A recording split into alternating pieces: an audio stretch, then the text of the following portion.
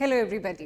I'm your educator Priyanka and let's begin with यूडियोमेट्री। तो last session में हमने यूडियोमेट्रिक gas analysis की बात करी थी और हमने यहाँ पे देखा था कि किस तरीके से हम वॉल्यूम कॉन्ट्रैक्शन या वॉल्यूम एक्सपेंशन की बात करते हैं गैसेस के अंदर, और यूडियोमेट्री के अंदर कैसे हम कांस्टेंट प्रेशर एंड टेम्परेचर पे वॉल्यूम को रिलेट करते हैं number of moles of gases या वॉल्यूम को रिलेट करते हैं नंबर ऑफ मॉलिक्यूल्स से।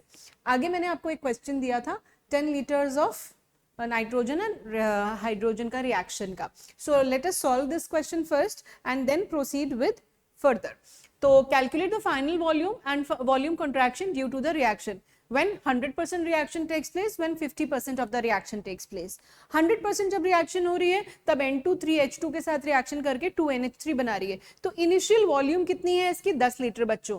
किसकी? नाइट्रोजन की। सो इनिशियल वॉल्यूम हाइड्रोजन की कितनी ली गई है? 40 लीटर्स। तो हम सबसे पहले LR चेक करेंगे। LR हमारा क्या आता है? LR जो है हमारा कौन आता है? LR नाइट्रोजन LR आता है। LR चेक करने के बाद हम देखेंगे इनकी फाइनल वॉल्यूम। अब देखिए यहाँ पे फाइनल वॉल्यूम, अब जब LR नाइट्रोजन है तो 10 लीटर नाइट्रोजन, यहाँ देखिए 1:3 का रेशियो है, 1:3 का रेशियो है, तो 10 लीटर 30 लीटर के साथ कंबाइन होगी। और यहाँ पे नाइट्रोजन और अमोनिया के बीच में 1:2 का रेशियो है, यानी 10 लीटर नाइट्रोजन जो है 20 लीटर अमोनिया बनाएगी। सो फाइनली हमें क्या मिलने वाला है उस रिएक्शन मिक्सचर के अंदर? फाइनली हमको क्या मिलने वाला है? नाइट्रोजन पूरी की पूरी कंज्यूम हो जाएगी, तो नाइट्रोजन की फाइनल वॉल्यूम 0। हाइड्रोजन जो है 40 थी, 30 कंज्यूम हुई। कितनी? 30 कंज्यूम हुई, बची कितनी? 10 litre. This will remain in the reaction vessel. और क्या मिलेगा हमें? अमोनिया बन गई है। तो 10 लीटर नाइट्रोजन से 20 लीटर अमोनिया बन गई है, तो 20 litre ammonia. So final volume में हमको 10 लीटर हाइड्रोजन बची हुई मिलती है प्लस 20 लीटर बनी हुई नई बनी हुई अमोनिया मिलती है। So the final volume is 20 + 10 30 litres. So final volume हमको 30 मिलती। इनिशियल वॉल्यूम कितनी थी? 10 + 40 दैट इज 30 लीटर्स। सो आपको यहाँ पे पूछा गया है final volume is 30 litres. Volume contraction कितना हुआ? वॉल्यूम कंट्रैक्शन हुआ V initial minus final, that is 50 - 30 that is 20 litres. तो ये आ गया आपका फर्स्ट पार्ट का आंसर। सेकंड पार्ट के अंदर आपको बोला गया था कि 50% रिएक्शन टेक्स प्लेस। 50% रिएक्शन का मतलब है सिर्फ आधी ही रिएक्शन कंप्लीट हुई है, पूरी रिएक्शन नहीं हुई है। सो अगर आधी रिएक्शन कंप्लीट हो रही है तो अगेन LR तो अपना नाइट्रोजन ही है, जैसे कि हमने पहले निकाला, क्योंकि कंटेंट सेम है अंदर। तो अब पहले 10 लीटर पूरा कंज्यूम हो रहा था, अभी 50% रिएक्शन के कंप्लीशन पे 5 लीटर ही कंज्यूम होगा। तो 5 लीटर नाइट्रोजन कितनी अमोनिया बनाएगा? 5 लीटर नाइट्रोजन जो है 10 लीटर अमोनिया बनाएगा, 1:2 का रेशियो है। सो 5 लीटर से 10 लीटर अमोनिया बनती है। और कितनी हाइड्रोजन कंज्यूम करेगा? 1:3 का रेशियो है, तो 5 लीटर्स नाइट्रोजन जो है वो 15 लीटर, 5 × 3 15 लीटर्स हाइड्रोजन कंज्यूम करेगा। तो इसका मतलब अभी कुछ अनरिएक्टेड नाइट्रोजन, कुछ अनरिएक्टेड हाइड्रोजन बच गई है रिएक्शन वेसल के अंदर। सो इनिशियल वॉल्यूम तो अगेन वही है आपकी 50 लीटर्स, 10 + 40, लेकिन फाइनल वॉल्यूम अब की बार आपकी चेंज हो जाएगी क्योंकि अनरिएक्टेड रिएक्टेंट्स अभी प्रेजेंट हैं। सो कितने रिएक्शन हुआ यहाँ पे? 10 लीटर में से 5 लीटर कंज्यूम हुई, तो 5 लीटर नाइट्रोजन आपके पास बची। 40 में से सिर्फ 15 लीटर आपकी हाइड्रोजन कंज्यूम हुई, तो 25 लीटर्स हाइड्रोजन आपके पास बच गई। और नई बनी हुई अमोनिया कितनी है? 10 लीटर। तो इन सबको ऐड करने पर आपकी फाइनल वॉल्यूम आती है 5 + 25 is 30, 30 + 10 will give you 40 litres of the final volume. तो V फाइनल ये आ गई आपकी फाइनल वॉल्यूम, जो आपका पहला पार्ट पूछा गया था। सेकंड आ गया आपका क्या? Volume contraction. इनिशियल कितनी थी? 50 लीटर्स, फाइनल कितनी बनी? 40 litres. Volume contraction is 10 litres. Alright, so ये था आपका जवाब, आपके आंसर्स जो आपको मैंने पिछले सेशन में क्वेश्चंस दिए थे। आगे बढ़ते हैं, अब इससे आगे बात करते हैं। ये तो हमने सिर्फ कॉन्ट्रैक्शन सीखा। अब इसके बाद आगे हमें फर्दर क्या करना है? जब भी कोई रिएक्शन हो रही है तो हमें कुछ बातें समझ के चलनी है। उनमें से पहली बात, volume on solid of solids and liquids. हम यहाँ क्या कर रहे हैं? गैस एनालिसिस कर रहे हैं।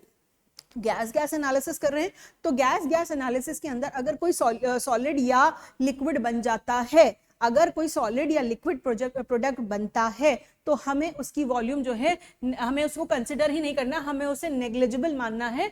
Volume of solids and gases volume of solids and liquids is considered to be negligible in comparison to the volume of gases. बहुत कम वॉल्यूम ऑक्यूपाई करेंगे, गैसेस एक्सपैंड होती हैं, बहुत सारी वॉल्यूम ऑक्यूपाई करती है और उसी की वॉल्यूम हम मेजर कर रहे हैं, तो इनकी वॉल्यूम को हम इग्नोर करेंगे, नेग्लिजिबल मानेंगे।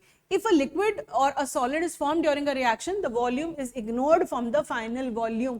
फाइनल वॉल्यूम में, रिएक्टेंट में हो या प्रोडक्ट में हो, हमें उसको फाइनल वॉल्यूम में से इग्नोर करना है। देन वॉल्यूम एक्सपेंशन में ऑल्सो टेक्स प्लेस, जैसे कि अगर मैं आपको एक रिएक्शन लिखूं PCl5 अगर गैसियस स्टेट में है, तो आप यहां देखिए PCl3 बनेगा और Cl2 बनेगा। अब आप देखिए अगर इसका 1 मोल है, देखिए इसका 1 मोल क्या बना रहा है, इसका 1 मोल बना रहा है और इसका 1 मोल बना रहा है। आप देख लीजिए इनके बीच में रेशियो कितना है, ये 1:1:1 है। तो इनिशियली वॉल्यूम कितनी है, इनिशियली वॉल्यूम कितनी है 1 लीटर, वॉल्यूम के टर्म्स में कन्वर्ट कर लो 1 लीटर, और फाइनल वॉल्यूम कितनी हो गई V फाइनल कितनी हो गई, यहाँ पे 2 litres of gases are produce. तो अगर आप देख लें तो यहाँ पे कंपैरिजन में क्या हो रहा है, यहाँ पे एक्सपेंशन हो रहा है, यहाँ पर एक्सपेंशन हो रहा है। सो ये वो केस हो गया एक्सपेंशन का, कि ऐसे केसेस में कुछ जगह पे एक्सपेंशन भी हो सकता है, कुछ ऐसे केसेस हो सकते हैं जहां पे नो चेंज इन वॉल्यूम हो, लेकिन हमारा मेन फोकस किस पे होगा, वॉल्यूम कंट्रैक्शन पे, क्योंकि उसी से रिलेटेड क्वेश्चंस बहुत ज्यादा पूछे जाते हैं। Alright, so state of water is taken as liquid, अगर मेंशन नहीं किया गया, अगर टेम्परेचर नहीं बताया गया है, तो आप पूरी रिएक्शन में ऐसा मान के चलेंगे कि रूम टेम्परेचर यानी कि 25 डिग्री सेल्सियस पे रिएक्शन हो रही है। जब तक ये मेंशन ना किया गया हो कि 100 डिग्री से ज्यादा टेम्परेचर है, तब तक आप वाटर को लिक्विड ही मानेंगे। 100 डिग्री से ज्यादा टेम्परेचर है तभी आप लिक्विड को गैस के फॉर्म में मानेंगे। Alright, so N2 gas is considered. हाँ, अगर N2 गैस रिएक्शन में दी गई, आपको कोई रिएक्शन मिक्सचर दिया गया है, ये रिएक्शन मिक्सचर दिया गया है, तो आप इसका रिएक्शन ऑक्सीजन से कराएंगे, कार्बन मोनोऑक्साइड का रिएक्शन ऑक्सीजन से कराएंगे, इसको टोटली इग्नोर कर देंगे जैसे कि ये प्रेजेंट ही ना हो। इसकी वॉल्यूम को जरूर कंसिडर करेंगे क्योंकि वो वॉल्यूम का हिस्सा होगी, लेकिन रिएक्शन में इसे इग्नोर कर देंगे। क्यों? क्योंकि अब N ट्रिपल बॉन्ड एंड, इसके लिए बहुत ज्यादा high bond dissociation energy required होती है। तो high bond dissociation energy required होने के कारण हम यहाँ पे जो रिएक्शंस करा रहे हैं, ये काफी लो टेम्परेचर पे रिएक्शन, मतलब बहुत ज्यादा इसके बॉन्ड डिसोसिएशन एनर्जी बराबर एनर्जी हमें देने की जरूरत नहीं पड़ रही है इन रिएक्शन को कराने के लिए यहाँ पे। ऑलराइट, तो इतनी ज्यादा bond, high bond dissociation energy होने के कारण हम इसे मानते हैं कि ये इनर्ट है, यानी कि ये रिएक्शन नहीं करेगी। ऐसा नहीं है कि रिएक्शन करती ही नहीं है, लेकिन अभी हमने इतना टेम्परेचर नहीं दिया है या वो यूडियोमीटर ट्यूब इतने टेम्परेचर विथस्टैंड नहीं कर पाएगी कि इस वजह से यहाँ पे इनके बॉन्ड नहीं टूटते हैं, इसलिए इसे हम अनरिएक्टिव मान करके ही चलते हैं इन रिएक्शंस के अंदर। सो इसको आपको नॉन रिएक्टिव मान के इग्नोर कर देना है। प्रोडक्ट में आप क्या लिखेंगे, कार्बन मोनोऑक्साइड का रिएक्शन, ऐसे रिएक्शन में आप क्या लिखेंगे, product carbon dioxide plus N2 gas, that means it should go unreacted, it should go unreacted. तो चलिए देखते हैं कॉमन रिएक्शंस जो यूडियोमीटर ट्यूब के अंदर होती हैं। कॉमन टाइप ऑफ रिएक्शंस जो यूडियोमीटर ट्यूब के अंदर आपको करवानी है, उनमें से पहली है कंबस्टन रिएक्शन। कंबस्टन आपने पढ़ रखा है, हाइड्रोकार्बन का कंबस्टन मैंने डिस्कस किया है आपसे, CHY plus X plus Y/4 O2 will give you x moles of CO2 and Y/2 moles of water। अब यहां देख लीजिएगा ये वाटर जो है ये लिक्विड स्टेट में है, अनलेस मेंशन्ड, टेम्परेचर अगर मेंशन नहीं है तो ये लिक्विड स्टेट में है। तो इसको आप बैलेंसिंग के लिए तो इस्तेमाल करेंगे क्योंकि ये ऑक्सीजन के कंज्यूम्ड मोल्स देगा, लेकिन फिर आप प्रोडक्ट्स में इसको काउंट नहीं करेंगे, इसको इग्नोर करेंगे क्योंकि ये लिक्विड स्टेट में है।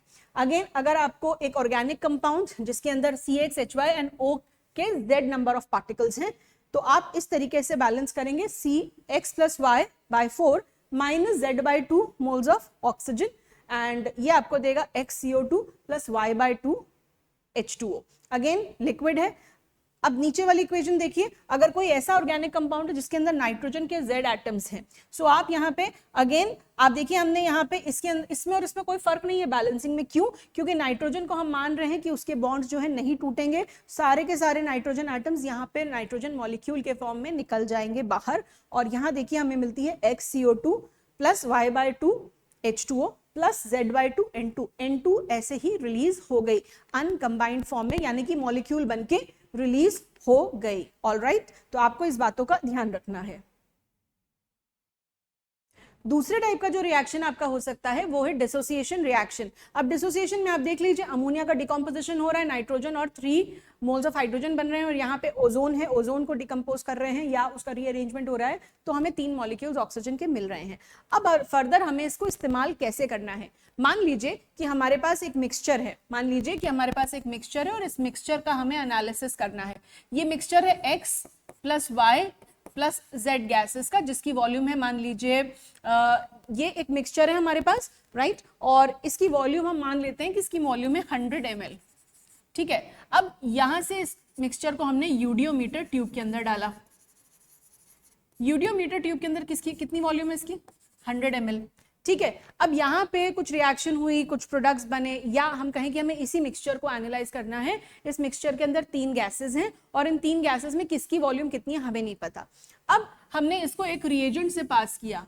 अब ये रिएजेंट हमको पता है, इस नॉन रिएजेंट से हमने पास किया, रिएजेंट 1 से हमने पास किया, और अब हम क्या देखते हैं कि इसके अंदर से कुछ वॉल्यूम का रिडक्शन हो गया है। कितना, मान लीजिए यहां से 30 ml गैस जो है वो एब्जॉर्ब हो गई है, 30 ml गैस जो है वो एब्जॉर्ब हो गई है, ठीक है। 30 ml गैस ए जो है मान लीजिए एब्जॉर्ब हो गई है, गैस ए एब्जॉर्ब हो गई। हमें पता है रिएजेंट कौन सा है और हम ये जानते हैं कि ये रिएजेंट जो है ये गैस ए को एब्जॉर्ब करता है, ठीक है। ये रिएजेंट जो है वो गैस ए को एब्जॉर्ब करता है। सो अब हमको यहां से जो फाइनल वॉल्यूम मिलेगी वो कितनी मिलेगी, 100 minus 30 that is 70 ml। Further हमने इस मिक्सचर को गैस रिएजेंट 2 से पास किया, रिएजेंट 2 से पास किया। रिएजेंट 2 एक स्पेसिफिक गैस को एब्जॉर्ब करता है और मान लीजिए ये गैस बी को एब्जॉर्ब करता है, ये गैस बी को एब्जॉर्ब करता है और इस रिएजेंट 2 ने गैस बी को पूरा एब्जॉर्ब कर लिया और इसकी वजह से वॉल्यूम में रिडक्शन आया।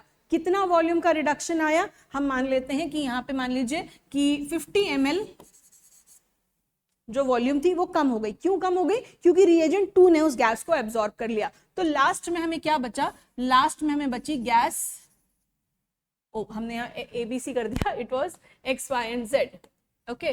तो यहाँ पे हम गैस X मान लेते हैं, यहाँ पे हम गैस Y मान लेते हैं, हाँ। तो हमको बची यहाँ पे, यहाँ गैस X एब्जॉर्ब हो गई, यहाँ गैस Y एब्जॉर्ब हो गई और यहाँ पे हमको गैस Z बची। अब कितनी वॉल्यूम बची होगी, 70 में से 50 फर्दर फिर एब्जॉर्ब हो गई, तो गैस Z की वॉल्यूम जो बची 20 ml। तो यहाँ से हम ये क्लैरिफाई कर सकते हैं कि कौन सा रिएजेंट कौन सी गैस एब्जॉर्ब कर रहा है और उस गैस के एब्जॉर्प्शन की वजह से वॉल्यूम में रिडक्शन आ रहा है। तो वॉल्यूम में रिडक्शन जो अभी हमने पढ़ा वॉल्यूम कॉन्ट्रैक्शन, ये उसी का एक्सटेंडेड फॉर्म है। यहां तक पहुंचाने के लिए आपको वॉल्यूम कॉन्ट्रैक्शन समझाया गया था। तो यहाँ देखिए कि अब हमको ये पता होना चाहिए कि कौन सा रिएजेंट कौन सी गैस एब्जॉर्ब करता है। किसी भी क्वेश्चन के अंदर आपको सिर्फ रिएजेंट दिया जाएगा कि हमने जब इस रिएजेंट से पास किया तो ये गैस जो है फर्दर एब्जॉर्ब हो गई, ठीक है। तो आपको यहाँ पे सिर्फ रिएजेंट का नाम दिया जाता है क्वेश्चन के अंदर और आपको ये खुद से पता होना चाहिए कि कौन सा रिएजेंट कौन सी गैस को एब्जॉर्ब कर रहा है, ठीक है। सो चलिए आगे फर्दर हम समझते हैं, देखते हैं कि कौन सा रिएजेंट कौन सी स्पेसिफिक गैस को एब्जॉर्ब करता है। So the volume of gases produced is often given by the criteria certain solvent which absorb certain gases. तो आपको दिख रहा है कि यहाँ पे एक सॉल्वेंट्स के नाम दिए गए हैं, एक्वस KOH या NaOH carbon dioxide, sulphur dioxide और क्लोरीन को एब्जॉर्ब करते हैं, ठीक है। KOH जो है अब बेस है, एसिडिक गैसेस उनको एब्जॉर्ब करता है, राइट। तो वही बात है जो आप जानते हैं, उसी को यहाँ पे रिएक्शन के फॉर्म में यूज किया गया है। अमोनियाकल CuCl2 जो है वो कार्बन मोनोऑक्साइड को एब्जॉर्ब करता है। टर्पेंटाइन ऑयल जो है वो ओजोन गैस को एब्जॉर्ब करता है और एल्कलाइन पायरेगोलॉल जो है वो ऑक्सीजन गैस को एब्जॉर्ब करता है।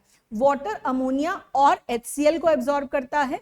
कॉपर सल्फेट या कैल्शियम क्लोराइड या सिलिका जेल या कॉन्सेंट्रेटेड सल्फ्यूरिक एसिड, ये सब वाटर वेपर को एब्जॉर्ब करते हैं और ये सब आप जानते हैं और आपको याद भी रखना है। जो आप नहीं जानते, जैसे कि आपने टर्पेंटाइन ऑयल नहीं सुना होगा, अल्कलाइन पायरेगोलॉल नहीं सुना होगा, अमोनियाकल CuCl2 नहीं सुना होगा, बाकी ये सब चीजें आप रेगुलरली यूज करते हैं। तो आपको इन सॉल्वेंट्स को याद रखना है क्योंकि क्वेश्चन में सॉल्वेंट दिए जाएंगे और ये जितनी वॉल्यूम जिस गैस की एब्जॉर्ब करेंगे, ये जितनी वॉल्यूम में कॉन्ट्रैक्शन लाएंगे, वो वॉल्यूम किसकी होगी, वो उस गैस की होगी जो रिएक्शन में प्रोडक्ट का काम कर रही होगी या प्रोड्यूस होगी या रिएक्टेंट होगी। तो चलिए इस पे करते हैं हम एक क्वेश्चन। तो 10 ml of a gaseous hydrocarbon was burned completely in 80 ml of oxygen। 10 ml hydrocarbon था जो 80 ml ऑक्सीजन में कंप्लीटली बर्न हो जाता है, ठीक है। The remaining gas occupies 70 ml, मतलब बची हुई गैस जो है वो 70 ml वॉल्यूम ऑक्यूपाई करती है। अब आप देखिए रिएक्शन हो रहा है, हाइड्रोकार्बन ऑक्सीजन के साथ रिएक्शन करके कार्बन डाइऑक्साइड बना रही है। तो हाइड्रोकार्बन कह रहे हैं कि कंप्लीटली कंज्यूम हो जाता है, ठीक है, completely burned completely in 80 ml of oxygen, यानी कि ये जो है 0 ml बचेगा। और अब जो बचा है कौन बचा है, अनयूज्ड ऑक्सीजन बची है और नई बनी हुई कार्बन डाइऑक्साइड बची है, कितनी, 70 ml, ठीक है। अनयूज्ड ऑक्सीजन, ऑक्सीजन पूरी खत्म नहीं हुई है, हाइड्रोकार्बन पूरा खत्म हुआ है, ठीक है। तो अनयूज्ड ऑक्सीजन एंड नई बनी हुई कार्बन डाइऑक्साइड, इसकी वॉल्यूम है कितनी, 70 ml। This volume becomes 50 ml on treatment with KOH। क्या, KOH। तो KOH से ट्रीटमेंट करने पर 50 ml वॉल्यूम रह जाती है, यानी कि 20 ml, 70 माइनस 50 बची हुई थी कितनी, देखिए आपके पास बचा हुआ कितना था, आपके पास ऑक्सीजन थी अनयूज्ड और आपके पास कार्बन डाइऑक्साइड थी कितनी, 70 ml। आपने इसे पास किया रिएजेंट KOH से पास किया, तो बाहर निकली वॉल्यूम कितनी, 50 ml। यहां 70 थी, 50।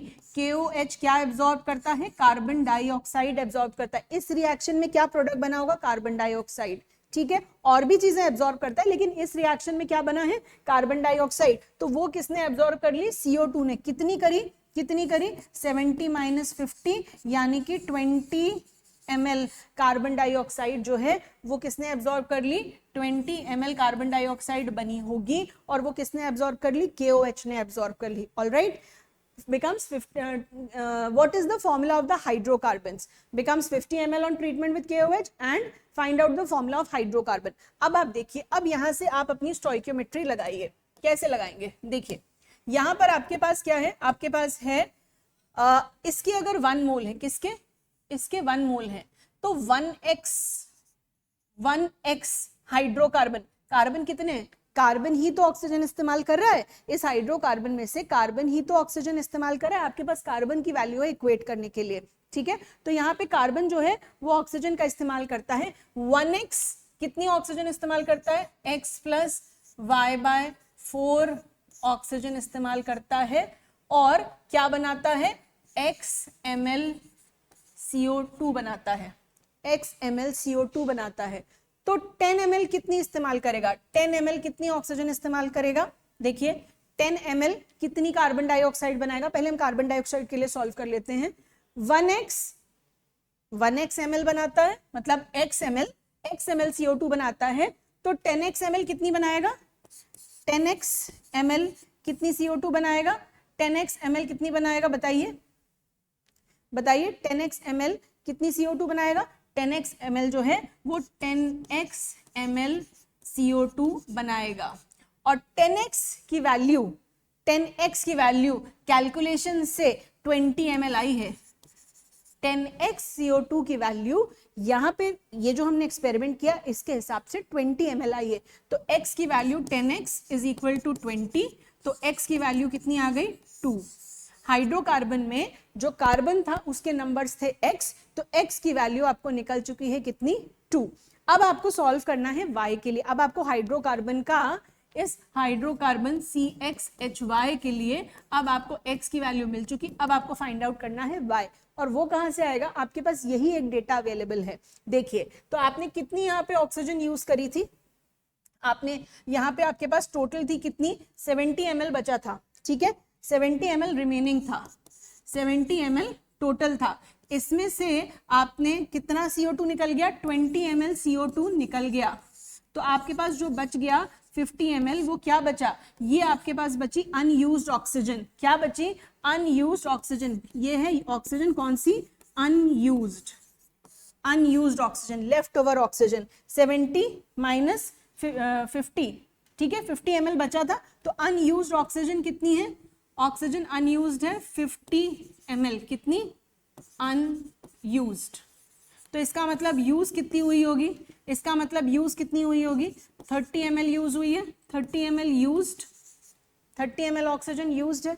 अब आप देखिए आपको एक और फॉर्मूला मिल गया है x प्लस वाई बाय 4, इतनी ऑक्सीजन यूज हुई थी जो किसके बराबर है 30 ml के बराबर है, ठीक है, x plus y by 4 use हुई है जो किसके बराबर है 30 ml के बराबर है। लेकिन x प्लस वाई बाय 4 किसने यूज करी है, x ने यूज करी है, किसने यूज करी है, x ने यूज करी है, x प्लस वाई बाय 4 किसने यूज करी है, x ने यूज करी है, ठीक है, x प्लस वाई बाय 4 किसने यूज करी है, x ने यूज करी है, तो 10x कितनी करेगा, 10x कितनी करेगा। चलिए अगले पेज पे इसको सॉल्व करते हैं।